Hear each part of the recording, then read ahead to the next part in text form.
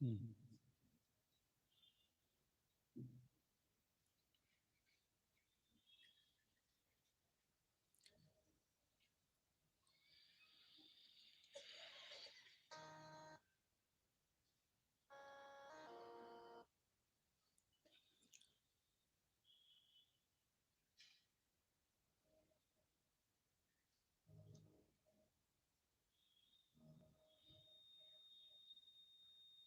ओम नमः शिवाय।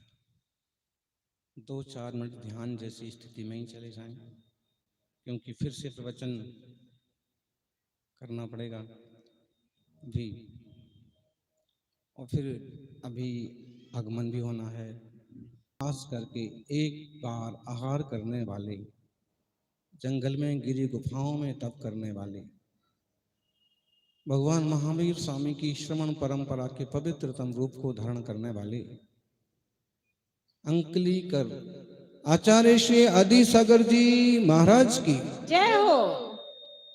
18 भाषाओं का जिन्हें ज्ञान था, देश के जिस कोने में जाते थे उसी भाषा में बात करते थे।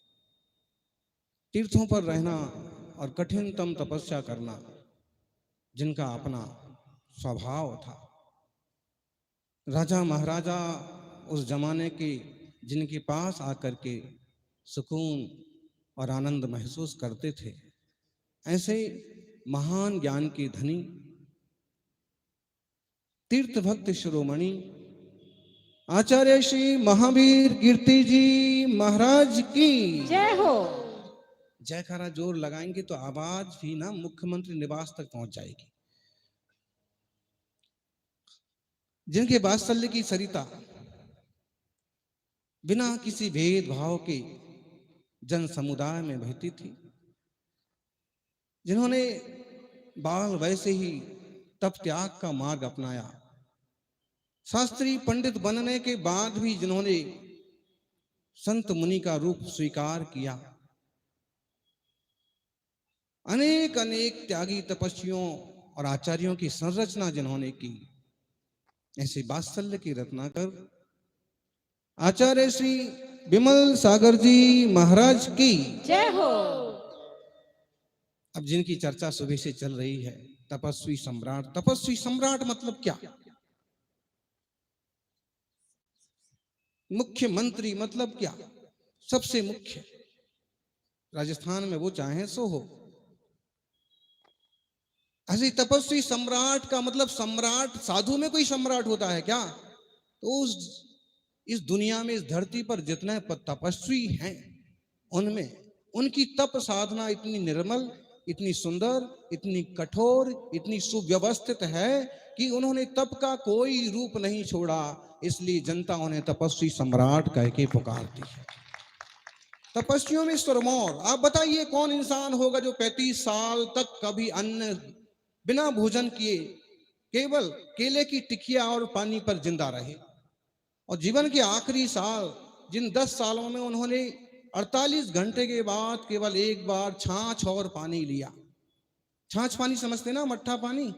केवल एक बार, ऐसा नहीं कि घड़ा पास में रख लिया जब प्यास लगी पीते रहे। और उसमें भी अष्टांगिका के 10 लक्षण के 8 और 10 उपवास करना, निर्जल।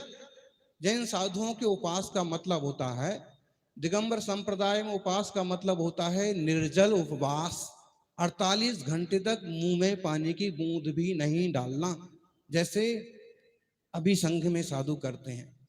एक मुनि महाराज की बहुत कठिन साधना चल रही है, और मुझे लगता है कि जब तक सम्मेद शिखर के लिए सच्ची सही घोषणा नहीं होगी, तब तक उनके उपवास लगातार चलते रहेंगे। तो उसमें निर्जल उपवास होते हैं। ऐसे जिन्होंने जीवन में 72 साल के जीवन में, जिनके 50 साल तपस्या में गए, और 50 साल के जीवन में जिनके लगभग 30 साल उपवास में गए, मतलब 10,000 उपवास उन्होंने किए। जितने सचिन तेंदुलकर ने रन नहीं बनाए होंगे ना, उतने तपस्वी सम्राट ने उपवास किए। अजब गजब उनका व्यक्तित्व रहा है। उत्तर प्रदेश के एटा जिले के फफोदू गांव में उनका जन्म हुआ, माने उत्तर प्रदेश जन्मभूमि। बिहार उस समय सम्मेद शिखर बिहार में आता था। बिहार सम्मेद शिखर को लेकर के अभी बहुत उठापटक चल रही है। बहुत जगह समस्याएं खड़ी होती हैं। जैन समाज को बहुत बार परेशानी का सामना करना पड़ता है। सम्मेद शिखर को पर्यटन स्थल घोषित करने की कोई जरूरत ही नहीं है। अगर करना है तो पवित्रतम तीर्थ स्थल घोषित करके सरकार की व्यवस्थाएं बनाए, कोई दिक्कत की बात नहीं। पर्यटन के नाम पर वहां धंधा करेंगे, वो जमने वाली बात नहीं है। इसलिए सब लोग विरोध कर रहे हैं। उस सम्मेद शिखर में 1962 में आचार्य विमल सागर जी महाराज के कर कमलों से उनकी मुनि दीक्षा हुई थी।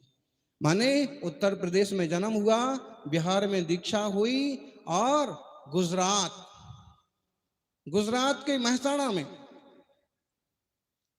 उनका आचार्य पद हुआ। उनके गुरु की समाधि के बाद माने महसाणा में बने आचार्य। अब महाराष्ट्र के ऊदगांव, कुंजबन, अंकली, कोल्हापुर, सांगली के बीच में बहुत पवित्र स्थल है। वहां पर कोल्हापुर के पास तो उनका देह विसर्जन हुआ। एक सज्जन ने आमेर किले पर प्रवचन हो रहा था, मुनियों के केस लॉन्च चल रहे थे। तो एक राजपूत सज्जन ने पूछा कि मुनि महाराज जी, आपने जो कहा कि साधु खड़े ही होकर आहार करते हैं, 24 घंटे में एक बार हाथ में ही करते हैं, हाथ में करते हैं तो ठीक है, लेकिन खड़े होके करना तो अन्न का अपमान है। तो संत ने जवाब दिया कि हम अन्न का अपमान नहीं करते, एक दाना भी नीचे गिराना पाप है। इसलिए हम हाथ में ही लेते हैं कि थाली में लेंगे ना भाया तो फेंकना पड़ेगा। जितना हाथ में आता हो उतना ही खाते हैं और खड़े होके ही खाते हैं। खड़े होके क्यों खाते आपने? खड़े होके खाना तो हमारे यहाँ परिपाटी नहीं है। जो लोग खड़े होके घूम फिर के खाते हैं उन्हें समझाया जाता है कि बैठ के पंक्ति से भोजन करिए। आप क्यों?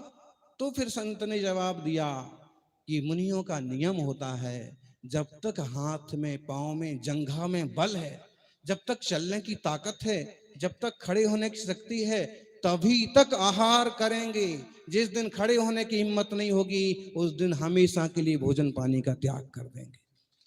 हॉस्पिटल नहीं जाना है, हॉस्पिटल तो कभी जाते ही नहीं। वो बहुत प्रभावित हुए। वो तपस्वी सम्राट ने किया था। कोल्हापुर से चल के आ रहे थे कुंजबनी, ऊदगांव, सांगली की तरफ, और एक दो दिन चलने के बाद उनको ऐसे महसूस हुआ कि मैं चल नहीं पा रहा हूं, मैं खड़ा नहीं हो पा रहा। भक्तों ने कहा डोली में बिठाएंगे, बहुत साधु डोली में बैठ रहे हैं। भक्तों ने कहा हम कंधों पर लेके जाएंगे, आपको हम कंधे पर तो उठा ही सकते हैं। उन्होंने कहा ना, अब मैं अन्न जल का हमेशा के लिए त्याग करता हूं। सब लोग घबरा गए। लोगों ने मनाया तो चुप हो गए। चुप हो गए तो लोगों ने समझा कि शायद बात मान जाएंगे, लेकिन वे चुपचाप डटे रहे। 3 उपवास किए और 24 तारीख की भोर में 5 बजे 5:55 पर उन्होंने देह का 72 वर्ष की वय में त्याग किया। महावीर स्वामी भी 72 वर्ष तक तप किए थे, उपदेश दिए थे, तीर्थंकर बने, मोक्ष गए। सन्मति सागर भी 72 साल। महावीर स्वामी कठोरतम तपस्वी थे। सन्मति सागर जी भी कठोरतम तपस्वी थे। महावीर स्वामी ने लगभग 30 वर्ष की वय में मुनि दीक्षा ली। तपस्वी सम्राट ने लगभग 30 वर्ष की वय में आचार्य पद पाया। जैसे कठिन सिंह निष्क्रीडित व्रत, 15 उपवास तक निर्जल करते जाना, ये तपस्वियों का मार्ग है जी। जैन साधु खेल नहीं है। जैन मुनि बनना एक खेल नहीं है बच्चों का। जैन तपस्या करने में तेल निकल जाता है अच्छे अच्छों का। इस कलयुग में दिगंबर मुद्रा स्वीकार करना, पूर्ण ब्रह्मचर्य धारण करना, परिग्रह के नाम पर धागा भी नहीं रखना, अपने हाथ से अपने किसलौंच करना, हमेशा पद विहार करना, नंगे पांव चलना, नंगे बदन रहना, सर्दी में गर्मी में हर हाल में अपने आप में मगन रहना, ये कौन कर सकता है? ये तो प्रभु की कृपा है। तीर्थंकरों महापुरुषों का आशीर्वाद है कि पवित्र जिन शासन और जिन मुनियों की साधना आज भी चल रही है। कई बार लोग पूछते हैं कि दिगंबर श्वेतांबर में अंतर क्या है। बहुत अंतर है, जमीन आसमान का। दिगंबर तो महावीर स्वामी ने जो किया वो कर रहे हैं, और श्वेतांबर महावीर स्वामी ने जो श्रावकों को उपदेश दिया वो कर रहे हैं। दिगंबर मुनि 24 घंटे में एक बार ही पानी लेंगे, भोजन लेंगे, बस उसी टाइम में। बाकी और साधकों में एक कठिन साधनाएं नहीं देखी जाती। इस धरती पर इस कलयुग में भी सतयुग की साधना के दर्शन होना जीवन का सौभाग्य है। बहुत संत कहते हैं, मंचों से दोहराते हैं कि जिंदगी में एक बार सम्मेद शिखर का दर्शन जरूर करना। हर एक जैन की प्यास होती है कि एक बार सम्मेद शिखर जी के दर्शन करेंगे, वहां से 20 भगवान मोक्ष पधारे हैं। कौन से 4 नहीं वहां से मोक्ष गए? आदिनाथ कैलाश पहाड़म, आदिनाथ तो कैलाश से मोक्ष गए, शिवजी अष्टापद आदिश्वर स्वामी,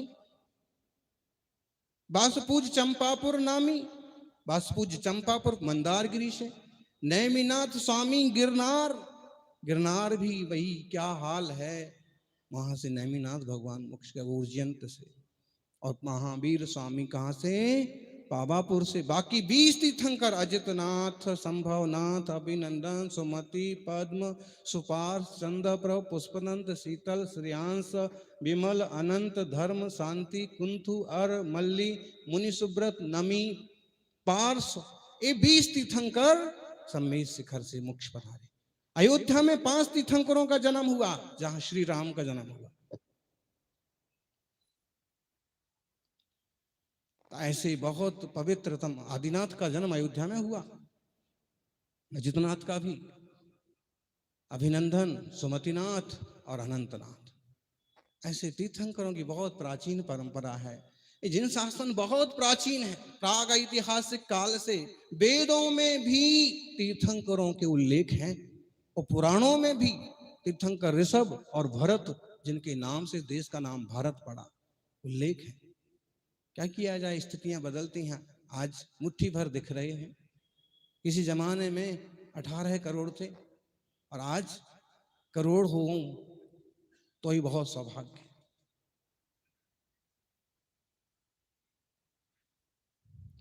फिर भी अहिंसा रथ के माध्यम से दुनिया में सत्य अहिंसा के सिद्धांतों को पहुंचाने का प्रयत्न किया जाएगा।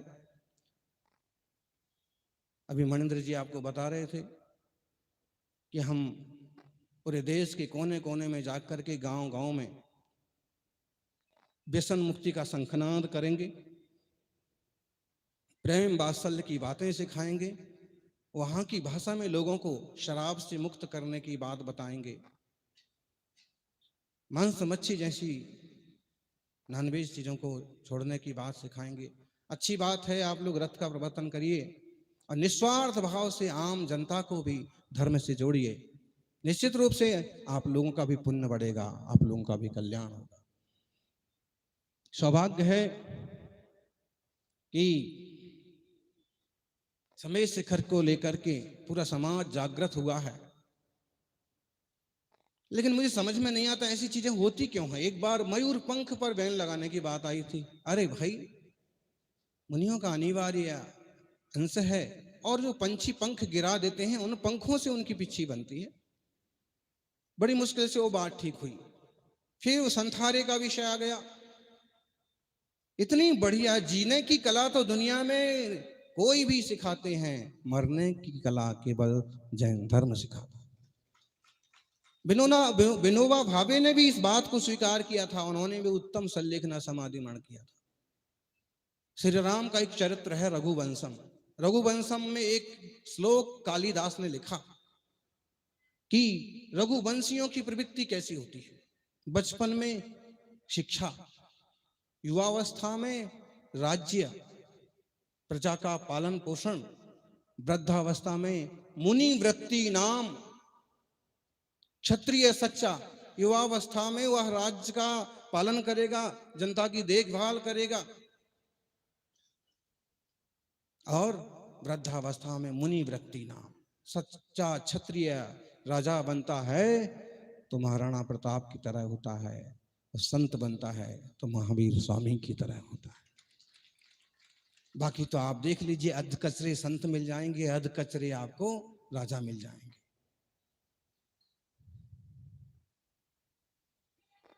इस पवित्र संस्कृति को जैसे भगवान महावीर 24 तीर्थंकरों ने, श्री राम कृष्ण और बुद्ध ने परिष्कृत किया, निर्मलतम बनाया, इस संस्कृति को अपन जीवंत रखें, आगे बढ़ाएं। मांस मच्छी जैसी चीजें बिल्कुल भी समाज संस्कृति के लिए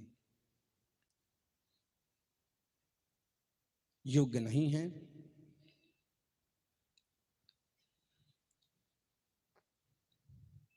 डॉक्टर्स भी कह रहे हैं दिन में खाइए, रात को मत खाइए, शुद्ध खाइए। और शुद्ध के लिए युद्ध तो मुख्यमंत्री ने भी चालू कर रखा है ना, शुद्ध के लिए युद्ध। फिर भी इतनी सारी मिलावटखोरी होती रहती है, इतनी सारी समझाइश के बाद भी लोग ढेरों गलतियां करते रहते हैं।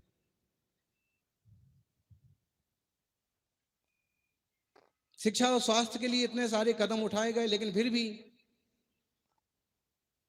जिम्मेदारी बनती है समाज की भी, लोगों की भी, कि वे अपने देश को अपना घर मान के चलें। फिर आप देश का नुकसान नहीं करेंगे, देश की संपत्तियों का नुकसान नहीं करेंगे। इसे हम एक वाक्य में ऐसे कह सकते हैं कि घर छोटा देश, वहां भी एक राजा होता है पिता, एक गृह मंत्री होती है माँ, और पूरा परिवार होता है, उसमें काका चाचा हों तो फिर उनके भी अपने अपने विभाग होते हैं। घर छोटा देश और देश बड़ा घर। समझिए इस बात को, लोगों को इस ढंग से सोचना चाहिए कि घर छोटा समाज और समाज बड़ा घर, घर छोटा शहर और शहर बड़ा घर। आपको समझ में आ रहा है शब्दों का मतलब? जैसे हम घर की सार संभाल करते हैं, ऐसे ही जिम्मेदारी बनती है हमारी समाज के लिए, देश के लिए, शहर के लिए। वो बड़ा घर है, पूरा दुनिया एक बड़ा घर है, वसुधैव कुटुंबकम।